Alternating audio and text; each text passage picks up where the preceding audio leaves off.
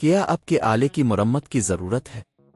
ہم مفت تشخیص پیش کرتے ہیں، بغیر کسی فون سفر کے آپ کے دروازے سے لے کر واپس کرتے ہیں۔ مرمت سے پہلے قیمت بھیجتے ہیں اور صرف آپ کی منظوری کے بعد آگے بڑھتے ہیں۔ سادہ، شفاف اور پیشہ ورانہ۔ تفصیل میں لنک۔ ڈائسن SV26 کی موٹر تبدیل کرنا ایک سادہ عمل ہے جسے آپ گھر پر خود کر سکتے ہیں۔ اس ویڈیو میں ہم آپ کو قدم با قدم رہنمائی کریں گے۔ مرحلہ 1، تیاری۔ سب سے پہلے آپ کو اپنی ڈائسن SV26 ویکیوم کلینر کو ایک صاف سطح پر رکھنا ہوگا۔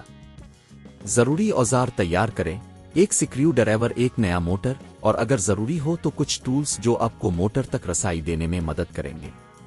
مرحلہ 2، ویکیوم کلینر کو بند کریں۔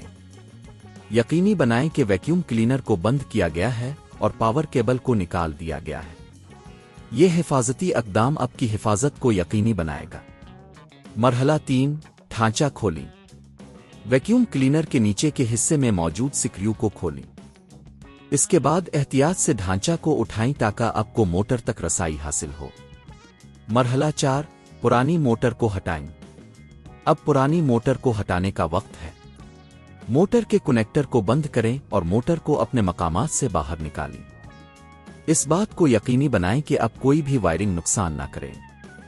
مرحلہ 5، نئی موٹر کی تنصیب۔ اب نئی موٹر کو احتیاط سے اپنی جگہ پر رکھیں۔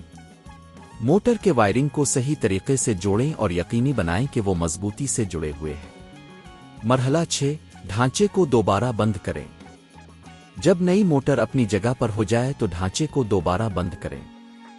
تمام سکریو کو صحیح طریقے سے لگائیں تاکہ سب کچھ محفوظ رہے۔ مرحلہ 7، ٹیسٹ کریں۔ اب آپ کی ڈائسن SV26 تیار ہے۔ پاور کیبل کو دوبارہ لگائیں اور ویکیوم کلینر کو آن کریں۔ اگر یہ صحیح سے کام کر رہا ہے تو اپنے کامیابی سے موٹر تبدیل کر لی ہے۔ مرحلہ 8، اخراجات۔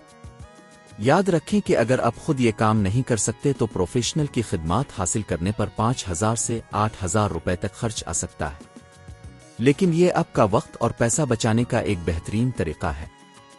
کیا آپ کے آلے کی مرمت کی ضرورت ہے؟ ہم مفت تشخیص پیش کرتے ہیں، بغیر کسی فون سفر کے آپ کے دروازے سے لے کر واپس کرتے ہیں۔